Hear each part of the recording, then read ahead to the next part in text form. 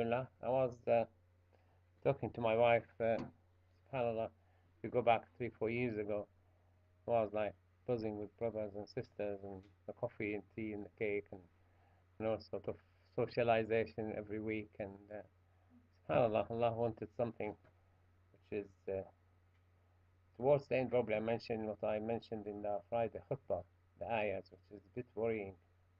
Um, we reach in Surah Al-Mumtahinah, the ayah number 10. We said Surah Al-Mumtahinah is actually um, a surah which Allah Azza wa Jal it's called Mumtahina or Mumtahana. Mumtahina, the surah testing you. Mumtahana, the one who is tested by the surah. And the main topic, as we said before, that it's Allah Azza wa Jal teaching us who we should trust, especially with top secrets and our security and foreign affair and secret and of our economy and military and so on and so forth. And now it's linked to Surah Al-Hashr. And there were new rules in Surah Al-Mumtahina, definition of security partners and other economic and humanity and citizenship partnerships. So the difference between trusting people for your major land security and economic security, and between trading with them and having them as human brothers and sisters, and citizenship in your country, and how religious tolerance is addressed in this surah. لا ينهاكم الله عن الذين لم يقاتلوكم في الدين, that if they don't fight you for the sake of your religion or force you out of your land, you should be caring with them, and but you don't actually love their religion or love their rejections to Allah Azza wa Jal.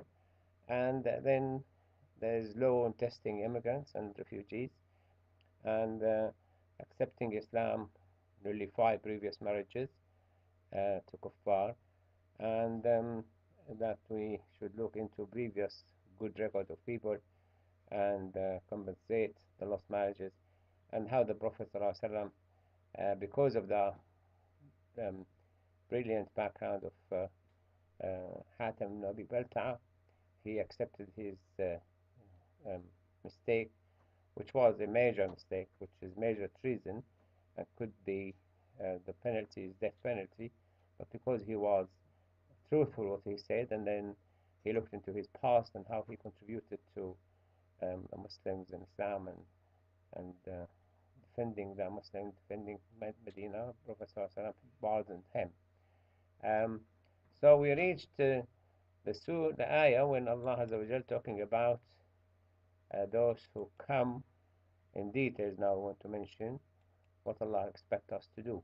إذا جاءكم الذين يا أيها الذين آمنوا إذا جاءكم المؤمنات مهاجرات فامتحنوهن. Not everyone comes from Mecca to Medina is accepted blindly. First, after Sulh al-Hudaybiyah, the Hudaybiyah Treaty, the Prophet ﷺ agreed with the Qurayshis that he will not accept a newcomer to Islam to Medina. And he said, Allah Azza wa Jal, they're immigrating for the sake of Allah, and Allah will take care of them. But when it came to women, he allowed them in. And that was a different rule. And we said last week that, subhanAllah, Allah Azza wa Jal instructed the Prophet ﷺ to accept them. And amazing enough that the Quraysh did not object, which tells that they still have a special treatment to women at that time. They're not actually so bad. They were bad, but they were not so bad. Like there were some characters, still good characters. And the Prophet ﷺ said, إِنَّمَا بُعِثْتُ لِيُتَمِّمَ مَكَارِمَ الْأَخْلَاقِ. I have been sent to perfect and complete the good manners and good behavior. So it wasn't like he deprived them from goodness. There's a lot of goodness. It's like when, amazing enough, when somebody is sacked or resigned from Donald Trump administration, he become the worst of the worst of the worst. They start cursing him, which is not in Islam. You have to be just. People were good, and you respect that. Um, so it has إذا جاءك المؤمنات مهاجرات فامتحنوهن الله أعلم بإيمانهم. So obviously it doesn't mean that we blindly accept people. People could immigrate at that time. Immigration for the sake of Allah Azza wa Jal is qualified for the title muhajir and muhajira. If they don't immigrate for the sake of Allah Azza wa Jal, that's not immigration. That's somebody is coming for financial gain, or for a marriage, or to visit friends or visit families, but it's not immigrants. It's not muhajir or muhajira. But even there are women, but could be spies, could be planning. And one of the things, like, Sarah, who took the message from Hatim ibn Abi Balta'a, was a woman. She would have said, no, I'm not going to betray the Prophet who gave me, because she came asking for money and help. Wasn't immigrating for the sake of Allah Azza wa Jal, wasn't immigrating for to get married or something. But the Prophet ﷺ, he encouraged the Bani Hashim to be generous with her. They gave her money, and they gave her food, and they arranged for her to get married as well. So, and she went back. But she was still have these characters, which is contrary to Islam, that she accepted to take a message from Hatim ibn Abi Balta'a to the Quraysh. We don't know whether she knew what's in it or not, because the scholars didn't say in the tafsir that she knew what's in it. And they didn't say that they stopped her going back to Mecca. So she wasn't taken as sharing the treason crime. So she was left to carry on, go back to Mecca. فَامْتَحِنُوهُنَّ اللَّهُ أَعْلَمُ بِإِيمَانِهِنَّ. Allah knows best. But for us, we act as human beings. We only know what we see, what we test, what we discover. Obviously, Allah Azza wa Jal was supporting His Prophet, and that's special care from Allah Azza wa Jal when He told him, send Jibreel to tell him that Sarah was carrying a message from Hatim ibn Abi Balta'a, and she will be in this place, Khawqat Tiba.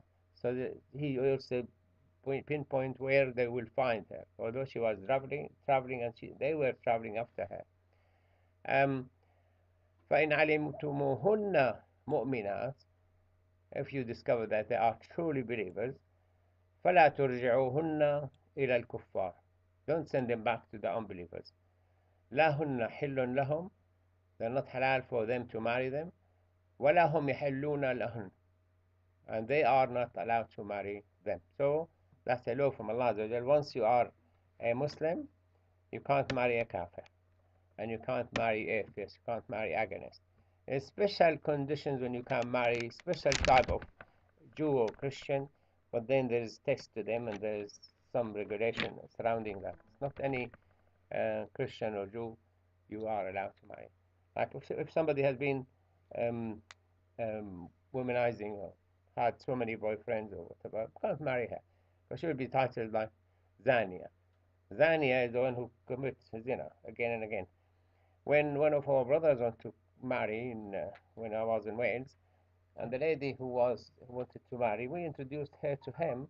He knew her before because she was doing some charity in Pakistan. And I asked her, and she said no, she never been with any boyfriend. She was still virgin. So that was, yes, she was Christian, became Muslim, alhamdulillah. Um, Allah, how would you know if somebody a believer or not? He said, Ashhadu la ilaha illallah, Ashhadu anna Muhammad Rasulullah. How would you know that he's a believer? Well, one thing is that with their actions, Like what? like the outwards, the salah, the zakah, Yeah, whether it's if he performs fasting, salah, if he pays zakah, and so fasting, because zakat tasdiqan yeah, min anfusihim, confirm that he's believer, yeah? and is staying away from the haram, Yeah, and eating and drinking and relations and all yeah. of those He things. accepts So to we, leave the we haram. accept them Yeah, that they are Muslims. yeah. Where they speak, The way they speak. What do you mean? How would you like know? how, like if you saw someone like a friend and you woke up in the like day salam, they give salam and they like except the way they speak, they don't say anything they're not meant to. So you could do that. Any specific things you could ask and he will answer, then you will know that he's a believer. Assalamu alaikum. Yeah, Assalamu alaikum. Some out of politeness, sometimes they say Assalamu alaikum You at can work and things. ask them the 5 pillars of Islam. Yeah, plus them are 5 pillars of Islam. He knows Juwairiya, my granddaughter, she's 5 now. They One, sent us a video and she was telling us the 6 pillars of Iman and 5 pillars of Islam and she prayed. So she's 5 years old. She's Muslim. one thing I can think of, they will not lie. They don't lie, yeah? Yeah. So they won't be like perpetual liars. Yeah, yeah. They might There is lie. liars, they're perpetual liars, and there's Donald Trump. They are. They said he lies average 10 times a day. So he lied. They calculated. It's not us. It's his own administration. The Prophet ﷺ said, إذا رأيتم الرجل يعتاد المساجد فاشهدوا له بالإيمان. If you say a person habit to come to the mosques, witness that he is a believer. And um, three things, if they exist in a believer, he has been tasting the taste of the Iman. What are they? Anybody knows these three things? ثلاث من كن فيه فقد ذاق طعم الإيمان أن يكون الله ورسوله أحب إليه مما سواهما. Allah and His Messenger are more loved to him than anything else. أن يحب المرء لا يحبه إلا لله. He loves people for the sake of Allah. And أن يكره أن يعود في الكفر كما يكره أن يقذف في النار. And he hate to go back to disbelief as if he hate to be thrown in the hellfire. We had somebody want to marry a Muslim here. He was from Hindu background. Say, yeah, we'll become Muslim. Say, أشهد أن لا إله إلا الله أشهد أن رسول الله. Yeah, he said it. Yeah, you are a Muslim. Okay.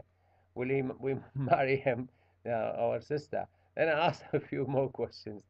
How would you do your marriage? According to Islam. And I said, no, I will do one in Islam. I'll do one in Gurdwara. Then I will do what? What? I don't know. I went to help somebody I know to help me do the nikah for them, and he's a revert Muslim, converted to Islam. I want to marry a Muslim lady. So after we finished the nikah, and I was talking to his father, and I said, "Is your son a Muslim?" He said, "No, no, he's a Christian."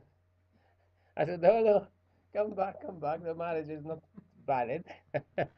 And then they came and said, to me, no, no, my father doesn't actually know I'm a Muslim and he's not actually involved in all these and things.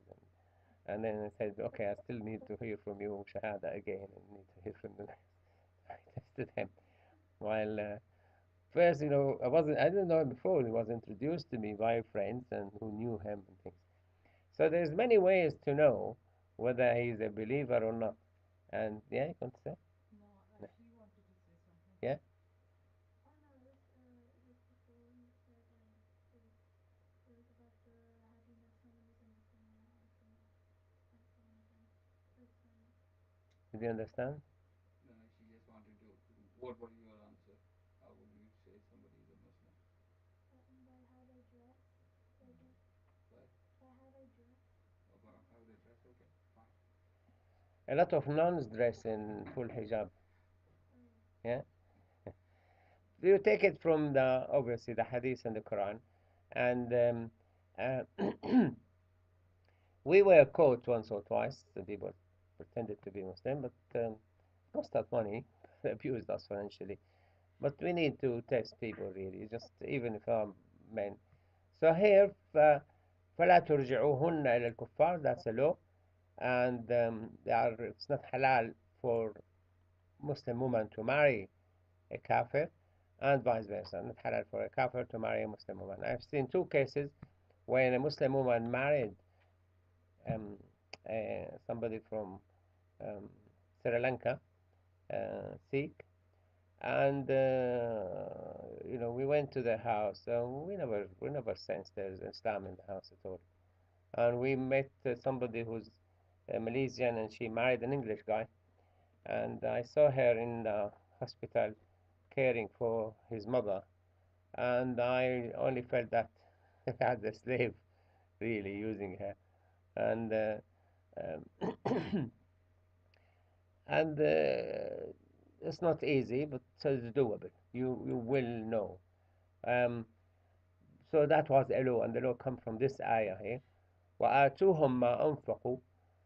Now, if she leaves her husband who's already married to her, although he's a kafir, if he gave her the marriage gift and spent on the wedding things, and he gave her the presents, has to go back to him because she is the one who's divorcing him.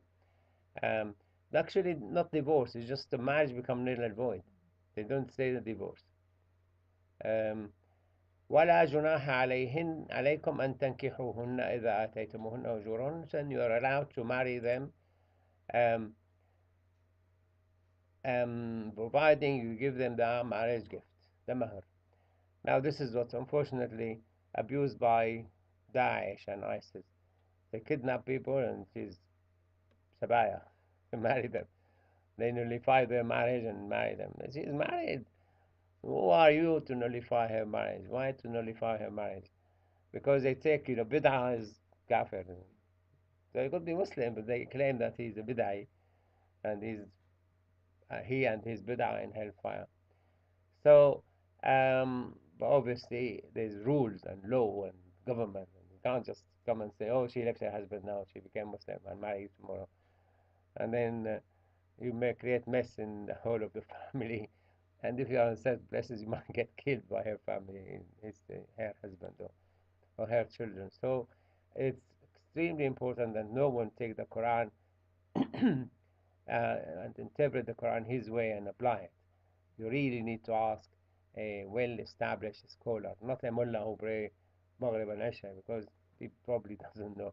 I mean, I went to talk about, we were doing health education to Muslim community, and I went to Wolverhampton, and an imam came to me, somebody said he's a mufti, and I said, oh, that's nice, it's good to see a mufti, and I started asking him in Arabic. He said, oh, I don't know Arabic. So how would you make iftar if you don't know Arabic to interpret the Quran? You're not mufti, you are a knowledgeable person who will tell us, in this book it says this, in this madhab says that.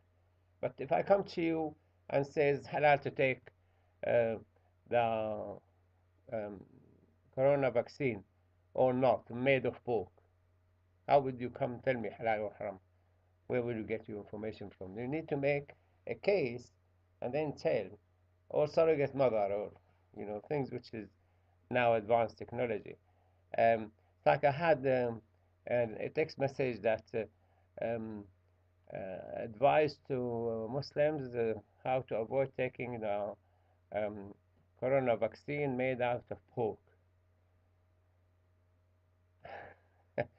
And then misinformation is flying, this. And some say, this vaccine is not actually safe. How do you know it's safe?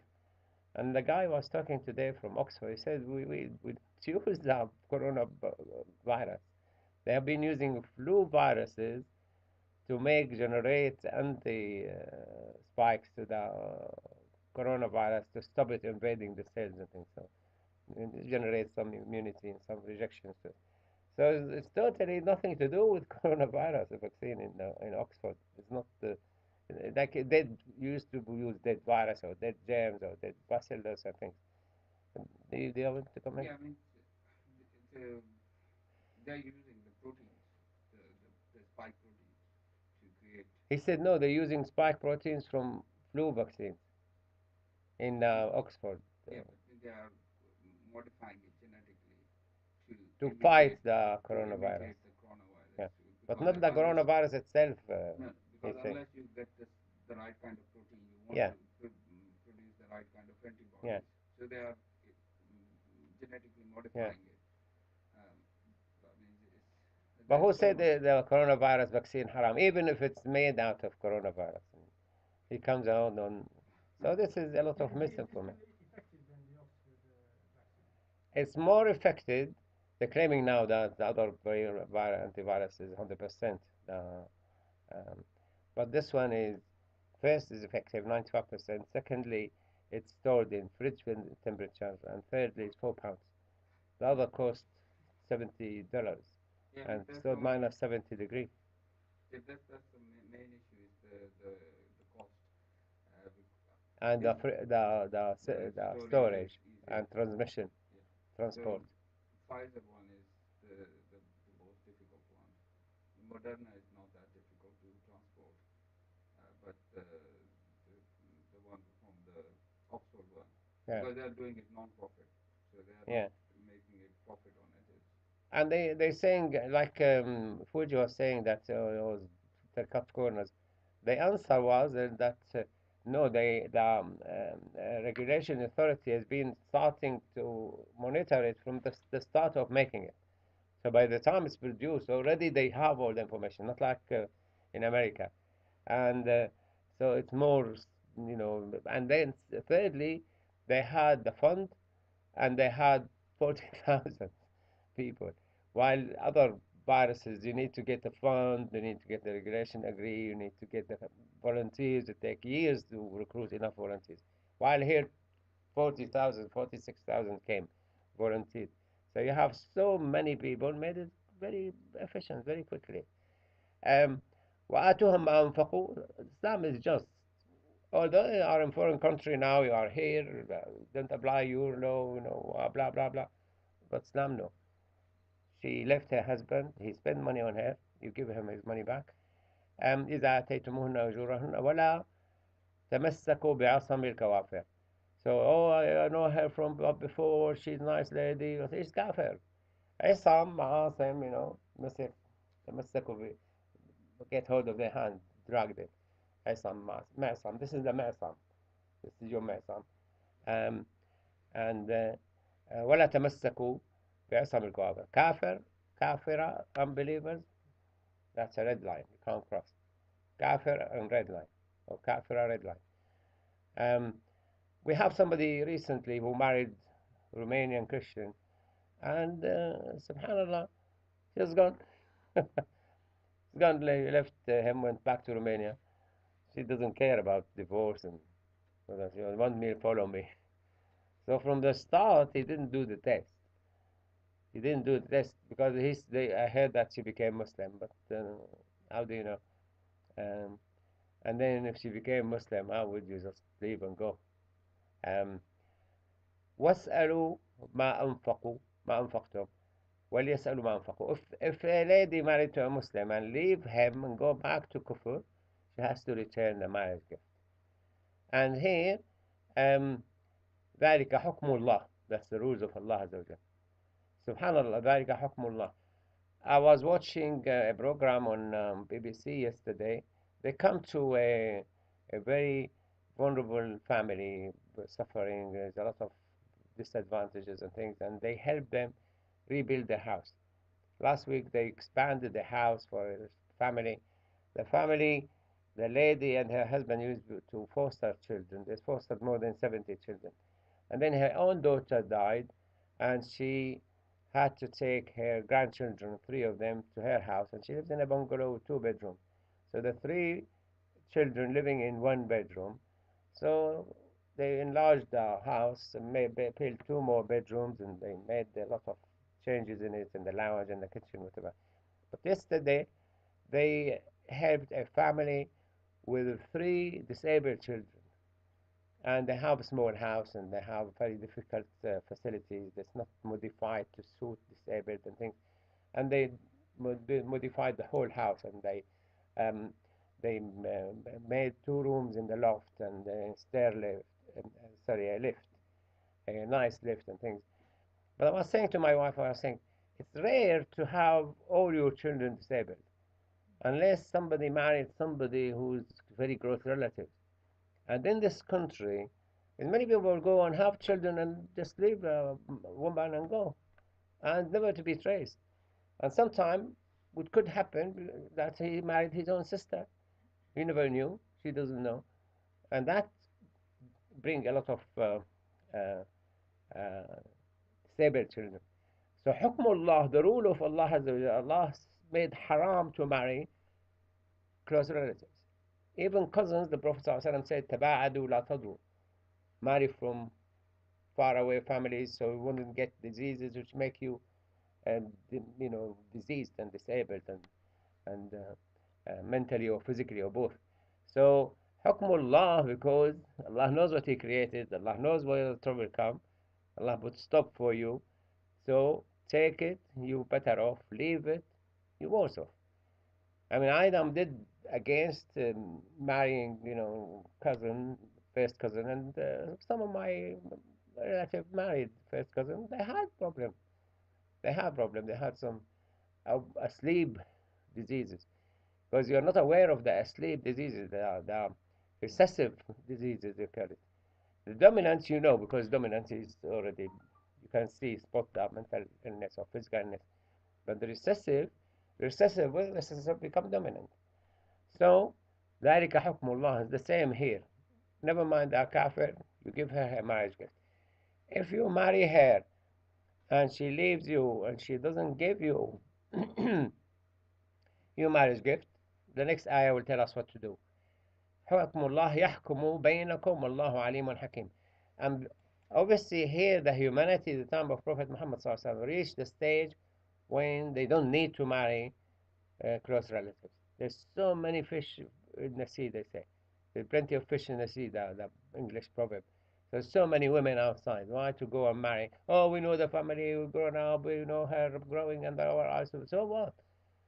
So what? I mean, we lived next to my cousin. Their mother was our auntie, their father is my uncle as well. So we didn't marry any of them. And I was adamant against it. And was suitable, no, it's alhamdulillah, most of them breastfed with my mother, and we breastfed by their mother, so legally haram anyway. But there were other people, oh yeah, we know each other and things. يحكم والله عليم.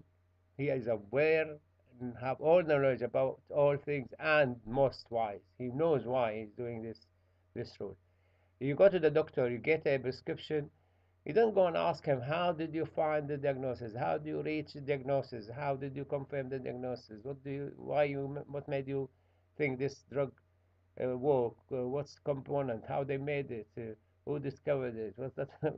You go down. You just take the prescription, go to the chemist. The chemist just tell you a few things. Take 3 times a day, with food, without food, avoid this, avoid that. That's it. But I will never tell you how they made it, who was testing it, whatever. So Allah is the most knowledgeable, most wise. You just take what He said. And وإن فاتكم شيء من أزواجكم إلى الكفار فعاقبتم فآتوا الذين ذهبت أزواجهم مثل ما أنفقوا. Now, if you marry a kafir, a lady who was Muslim, pretended to be Muslim, and left you, so you need the marriage gift, you need all the expenses, and you can't reach her because she's in the enemy behind the enemy line. So Allah said, if you gain something from them, فعاقبتم, they were like a war or some financial um, uh, sorting out or whatever. فآتوا الذين ذهبت أزواجهم مثل ما أنفقوا. You give back first to those who lost their marriage gift, and then you divide the spoils between the rest. So it becomes the duty of the government to compensate. And here, assuming the government hasn't got enough money, if they have, they do. Because the Prophet ﷺ at the beginning, if anybody has debt, he used to say, I'm not going to pray on him until his debt is paid off. And he used to say, Sallu ala akhikum, you pray on him. When he had the treasury, he had the money, he became the kafil, insurance for all those who die and had debt. Here, when the government has money, then they will have to pay him, because Islam said she's no longer your wife. So Allah said, so it's not his law. He lost because this is the religion. Now, we don't come to the mosque. The last month we didn't come to the mosque. We didn't pray Jumu'ah. Allah created the virus, not us. So we are not to blame. If Allah wanted, He would have created it. So, مثل ما أنفق واتقوا الله. Be mindful of Allah Azza wa Jal, whom you claim to be believing in. الذي أنتم به مؤمنون. Who Allah Azza wa Jal come back. If you are a believer, you do this. If you are not a believer, you're not a believer. ليس بعد الكفر ذنب, they say. After kufr, there's no sin. The main big sin committed by denying the existence of Allah or the law, the ruling to Allah, if you deny that, then you're not going to care about drinking alcohol or stealing or killing or committing adultery, whatever. And then Allah Azza wa Jal came to the Prophet ﷺ that that one of the tests to accept him on the Islam side, on Muslim side, is to do the bay'ah. They pledge. Now most Muslims don't do bay'ah. They haven't done bay'ah to anybody. They're born from Muslim family and Muslim. But I mean, I teach my students, I don't know, you heard it, have you made bay'ah or not? If you decided to become Muslim yourself when you're a teenager, you have to decide that I want to become a Muslim and follow Allah's rules, obey Allah, obey His Messenger. So when they become Muslim, they come to the Islamic camp, they make bay'ah, men and women. And the women came, and Allah instructed the Prophet ﷺ, إِذَا جَاءَكَ الْمُؤْمِنَاتُ يُبَايِعْنَكَ. So it's not something He invite them. Allah expect them to come to give bay'ah. So you come and give you a pledge. I'm going to accept you as my leader, you as my teacher, follow the Quran, follow the Sunnah, and he listed what they have to say. يُبَايِعْنَكَ, they pledge that they will never associate anything with Allah Azza wa Jal. أَلَّا يُشْرِكْنَ بِاللَّهِ شَيْئًا. They don't. وَلَا يَسْرِقْنَ. SubhanAllah, I mean, yushrikna first, second yusrikna. Usually men yushrikna and kill. Women, Allah but yusrikna next. Unlikely to kill. وَلَا يَزْنِينَ. وَلَا يَزْنِينَ. Don't commit adultery. وَلَا يَقْتُلْنَ أَوْلَادَهُنْ. The women who don't want the child, they go and abort the child. They do all sorts of things. Sometimes they die in especially in third world countries when they don't have the law is against them, they don't allow abortion, and they don't want to carry the child, and they kill the child. Our sex, they choose the sex of the child and abort the wrong sex. So وَلَا يَقْتُلْنَ أَوْلَادَهُنْ. Obviously here, abortion in Islam, unless it's a threat to the life of the mother, is not allowed. So um, only allowed if the continuation with the marriage will the pregnancy will kill the mother. Then you are allowed to abort the child. Before 120 days, some scholars allow severe cases to be aborted because the child hasn't got the spirit. The spirit enters the body at the age of 120. You're not punished for a murder if you kill a dead person. He's already dead. So you're not dead. Yeah, you're killing potential living, but who said he will be born with all these deformities and things? We have a brother who used to live in Solihull. His wife was carrying trisomy 19, and they are known they never live more than 6 months. And the doctors advised him, and that's going to be really hard on you, your wife, your family, and the child will not live. And he asked me, I said, they're right. I mean, it's not going to live. You're going to be just pregnancy, carrying something which is go to the grave straight away. 2 months after that, he died. So he lived only 2 months, and they buried him in the cemetery in Whitney Manor. So how much cost and time and effort and things. Scholar, if it was aborted before 120, you're not killing a person who have no spirit. How did the Muslim, do any of you could tell how they reached that? But that's from the time of the Sahaba, not here. That rule, that if you abort a child before 120 days old, you are not killing the child. Anybody knows how the Muslim at that time reached that? Because not a new law. We're building on a law established by the Sahaba. So I was member of a Muslim ethical committee, and we were in a conference in Egypt, and all the scholars, they invite all the scholars from all over the Muslim world and doctors, and even they invited the priest and Haham and Christian and Jew representative and Shia and things, and the Mufti of Egypt. This is where I met the Mufti of Egypt and the head of the Azhar and things. They built on in Islam there is called Ghurrat Tufl. If somebody kills a child, unborn child in Islam, somebody hit a woman and killed her baby, her fetus, he has to pay 10 camel as compensation, as diya. So the 1/10 of the born child diya. So if he's unborn, so how you decide that the child is a child? The scholar at that time, the Sahaba and Tabi'in, they said because the angels come and blow the spirit in the child after 120 days, according to Hadith Sahih, from that time he is considered a child. Before that, he is considered نطفة علقة مضغة مخلقة غير مخلقة, that's in the Quran. So they said from 120 days onward, they pay the ghurra, 10 camels. When we came now to look into um, penalty for abortion, or abortion which could be done without the guilt of killing a person before 120 days. They said if she aborts, she doesn't have to feel that she killed a child. But that's one of the problems. I mean, many women, if they abort the child intentionally, they become depressed and they feel they killed a human being, and could lead a lot of complications, psychiatric complications. So, ولا يأتين ببهتان يفترينه بين أيديهن وأرجلهن. Here he said, ولا يزنين, don't commit adultery. But here he said, do not bring a child and claim that he is the husband's child.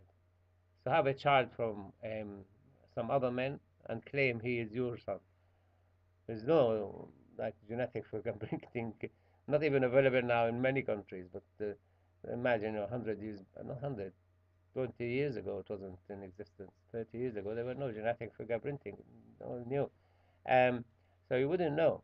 You need to wait till either he's born, give the feature of the father, or till he's really teenager before you could recognize.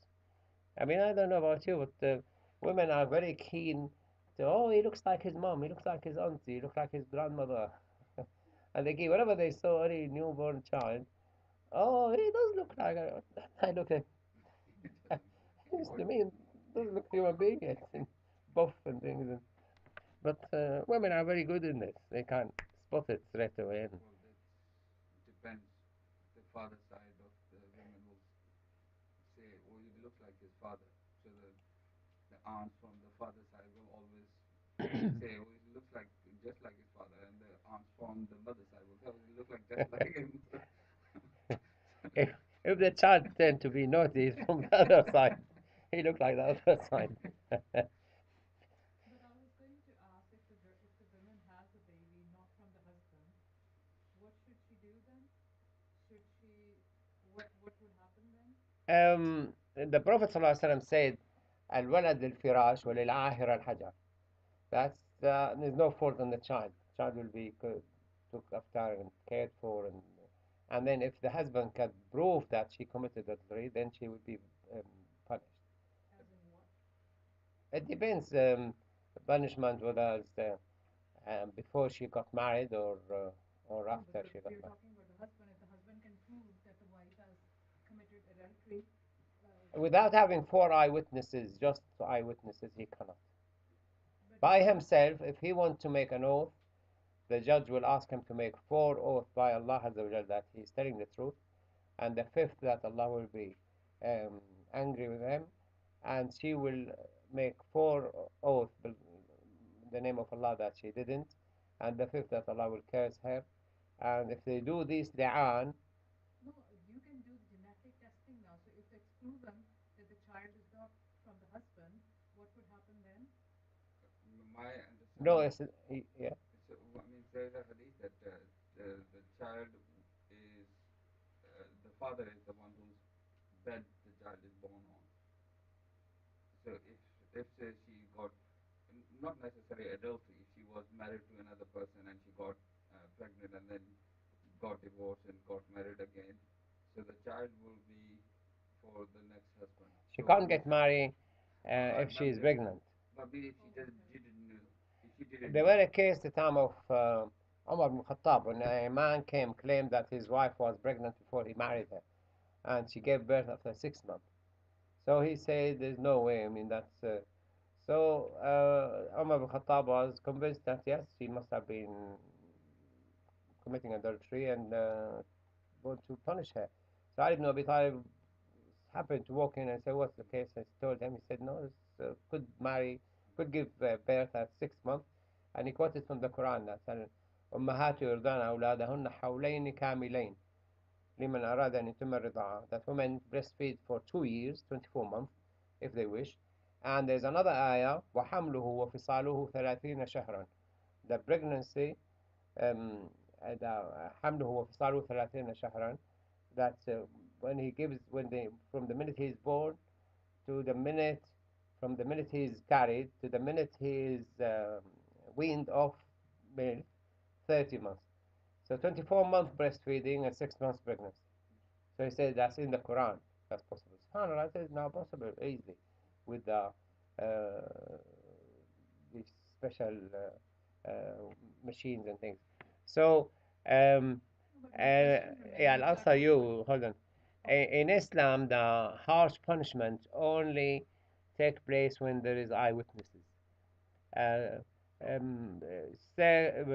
what they call it, circumstances, uh, mitigated circumstances. It doesn't count for applying the sentence in Islam. There will be less sentences, but not the punishment dictated in the Quran. Like the Prophet ﷺ said, "Idra'ul hududa bishubuhat." If it is had to be applied, had is the punishment dictated by Allah, not because you injured somebody else. Like if somebody drink alcohol, he's committing a crime against Allah. So the punishment called had.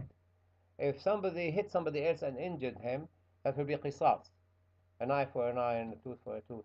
So had for Allah Azza wa Jal, it can't be disabled by doubt. Now, when you come to genetic fingerprinting, yeah, it could be scientifically 100% correct, but the Quran insists on 4 eyewitnesses. And if four come and one said, no, no, I didn't see, and the three confirm they are seen and they tell the name, there will be whiplash 80 lashes. So they have to all withdraw together. No, we didn't see. Or they all talk. So if what Umar ibn Khattab came and he said, I saw two committing adultery and I can't name them. Ali ibn Abi Talib said, have you got 3 more witnesses? He said, no. He said, if you utter the name, we will lash you. Whiplash you. And he was Amirul Mu'mineen. He was the Khalifa. He was the president, the leader, everything. So there's no joke when it comes to the punishment. It's between here and Allah Azza wa Jal. But here in this country, when they started the child support agency, they forced husbands to and fathers to pay the running cost of bringing a child. And many women complained to the government that many men wasn't my child. So they did a lot of genetic fingerprinting, and they found yes, 10% were not. The women were lying. It was the child of somebody else. She wants to take money from this current child, and she carried the child from someone else. So it does happen. Um, but the whiplash and the stoning cannot be applied without eyewitnesses. So that's and the 4 eyewitnesses. You can fast Ramadan. All the Muslims across the globe can fast Ramadan with one woman eyewitness. But when it comes to it has to be 4. So this is obviously for reasons. Because you are destroying 2 families. Subhanallah. I mean, when I came to this country, I thought before that um, the punishment for committing adultery it's really harsh. Why is that? When I came here, one adultery action could destroy 2 families and send children to foster parents and children homes and things. You destroy 2 families. Sometimes it's really harmful. And I came across a case, the husband committed suicide. Came another case, the husband took a gun and shot the lover. So it could be dramatic effect. So this is why it's haram. And we came across Allah Alimun Hakim. واستغفر لهن Allah, that and they will not disobey you. ولا يعصينك في معروف, something known to be done, they do not disobey you. فبايعهن, take their pledge and ask Allah Azza wa Jal to forgive them. This is why we said the istighfar of the Prophet ﷺ is part of Islam in the Quran. So it's not wasila, it's a request. Allah asked Prophet Muhammad to ask Allah to forgive them, so on their behalf. So Muhammad is wasila. And this is why the Prophet ﷺ said, your deeds will be shown to me every day after he died. Whatever good, I thank Allah Azza wa Jalla. Whatever I see bad, I ask Allah to forgive you. After he died, because when you say Salamu alayka ayyuhan Nabi, he's alive, you're making salam to him. So this ayah against those who deny wasila. Or you go straight to Allah. Allah said, you do istighfar for them. Inna Allah ghafurun rahim. Allah forgiver and merciful. And then Allah Azza wa Jalla said, يا أيها الذين آمنوا لا تتولوا قوما غضب الله عليهم قد يأسوا من الآخرة كما يأس الكفار من أصحاب القبور. So he said that the first ayah in Surah Al-Mumtahinah, يا أيها الذين آمنوا لا تتخذوا عدوي وعدوكم أولياء. Don't take my enemy and your enemy as um, carers for you, or what he used the word, protectors, in charge of your affair. He said in the first ayah, then he put a lot of explanation about issue related to this subject, and people believing Islam, people coming to Islam, and and people pledging to become Muslim, and then come back to the first ayah. This is what I said at the beginning. So he finished like this ayah, and in between brackets all the ayahs, and then he go back to the subject at the last ayah. لا تتخذوا عدوي وعدوكم أولياء. And then he said, يا أيها الذين آمنوا يا أيها الذين آمنوا لا تتولوا قوما غضب الله عليهم. Wilaya, when you go to school, when a child goes to school, the teacher will say, or the head teacher, bring your wali, أولياء الأمور. Like in school, in Arab school, they come أولياء الأمور, like a parents' night or parents' day, parents' evening. They call it أولياء الطلاب. Could be his grandfather, could be his uncle, his wali, could be his father dead, or his father mentally ill or something, or sick, disabled. So he who is looking after you now, who is responsible for you, your affair, financially making decision, whatever, blah blah blah blah. Now the law ruled last week or this week that a child below 16 cannot make any decisions, especially concerning his own personal, treatment or whatever. They kept giving him, giving her male hormones because she agreed. She was 15 or 14, she was 13, I think. Until now she's 18, doesn't want to be a man, and she took the Davidscope clinic to the court, and she won. The court said no, you should not give children under 16. Now they stopped the gender transformation because of the law. We're saying this ages ago. They want to defy and object the law of Allah. You can't. It's binary. The spirit has no gender. The body decides your gender. So don't put in the mind of children that you could be a boy in the body of a girl and girl in the body of a boy. But they said under 16 cannot make a decision now. The sad thing was that trust was disappointed. And I'm thinking, be disappointed with what? This is other people's affair. They want to play with the children. That's why I said they're disappointed. Yeah. Because they can't do something wrong. Yeah. When I was seeing, when I started psychiatry, I was seeing acute and adult, and then training also adolescent and children's psychiatry, whatever. So, and I met in one clinic in Gainsborough in Lincolnshire, 3 girls has been abused as children, and I met a lot of gays and lesbian and things. And I used to ask, what made you develop this way? And I narrowed it down to 4 reasons. Either he looks feminine, so boys and they say, oh, you are a gay, you must be a gay, whatever. Or he's abused by somebody as a whatever. Um, or he hates the opposite sex. He has like a girl who have very harsh father, so she hates men, or boys who have very horrible mother, he hates women and starts getting attracted to the same sex and things, and or abused by already homosexual and lesbian. They want to, like, grow their own breed, so they go to people and put ideas in their mind. Now the court said don't put ideas in the mind people below 16, and even between 16 and 18 they still have a lot of reservation. So يا أيها الذين آمنوا, don't wilaya, the one who is responsible for you, is very important. He decides about your affair, your financial affair, your physical health, your decision making about your whatever operation, buying, selling, schooling, whatever. He's your wali. So don't take the kafirin your awliya. I'm talking to the Islamic State, to the Islamic country. He's not talking to a person, individual, because you are not going to be run by a country. They try, country try to influence country. So because what happened now, Hatem Nabi Belta'a trusted the Qurayshi, and he sent a letter to them.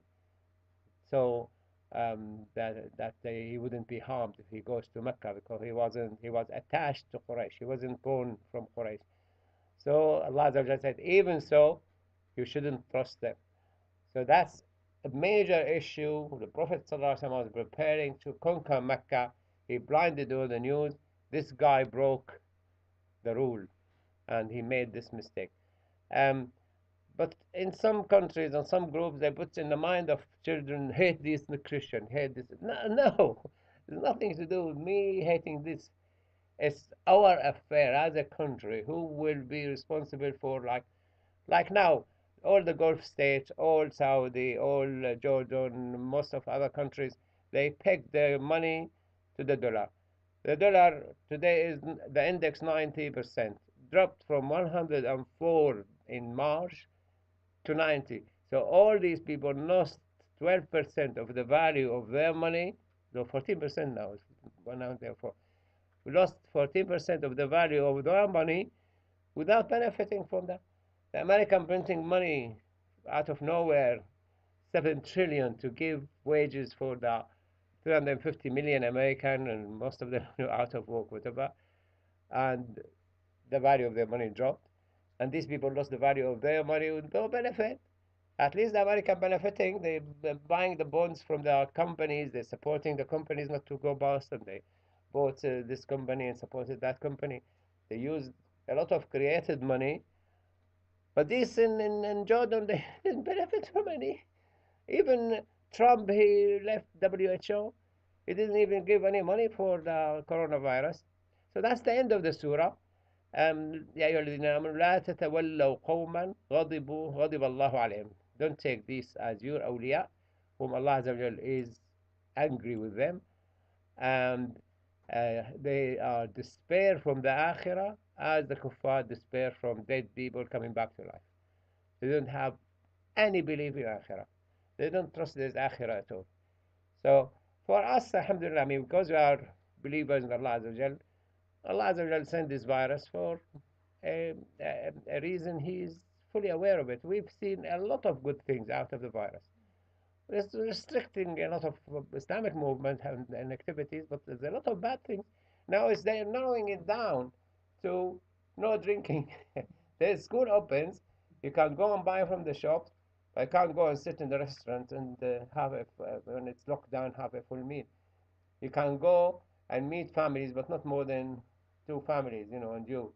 Why? Because Christmas, I've seen, I mean, when I came to this country, I was shocked to see the Christmas parties.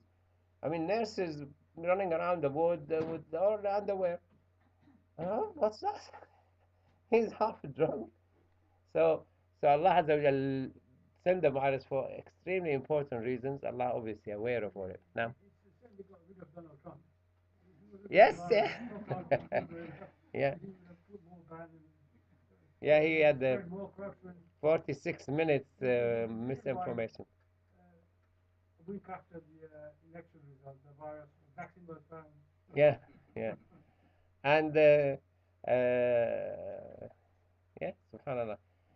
قد يأسوا من الكفار كما يأسوا من الآخرة كما يأس الكفار من أصحاب القبور. Now, akhirah, if he doesn't believe in akhirah, we are testing people. Like, my child nurses became a Muslim, and I asked him, do you eat pork? I didn't say to him that he shouldn't eat pork. I was concentrating, you believe in Allah. Who's Allah? Who's Allah, and where do you put Muhammad and Jesus, sallallahu alayhi wa sallam?